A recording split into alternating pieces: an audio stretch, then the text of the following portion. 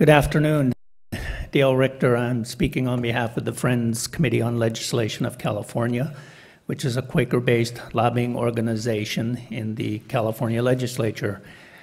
The Friends Committee has a long history, 57 years to be accurate, of advocating for the abolition of the death penalty, numerous criminal justice reforms and prison reforms, and also we support families of the incarcerated on many issues that need attention by the CDCR. I would add extra emphasis, because we have issues too as families of the incarcerated.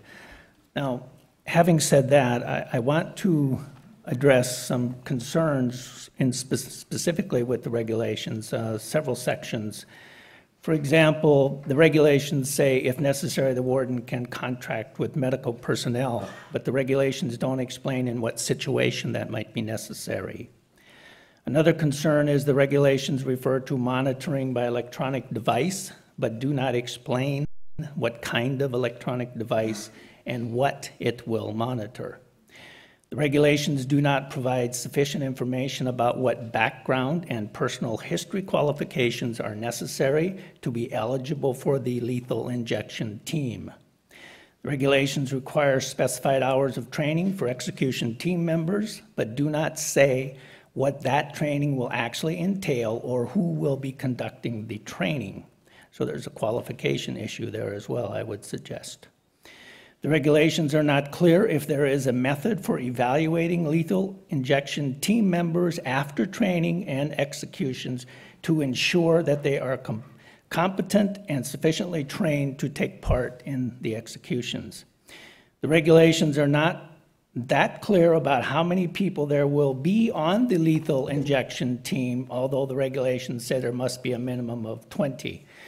They do not provide any indication of when and why there should be more than a minimum of 20.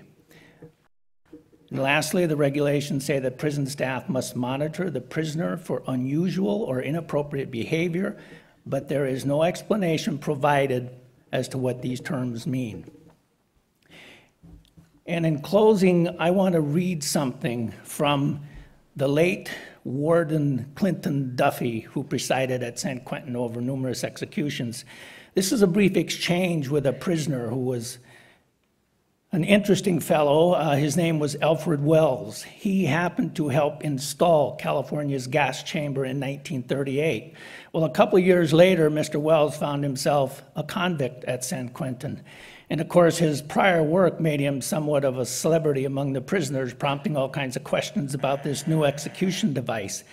He would always end his conversations by saying, "That's the closest I ever want to come to the gas chamber."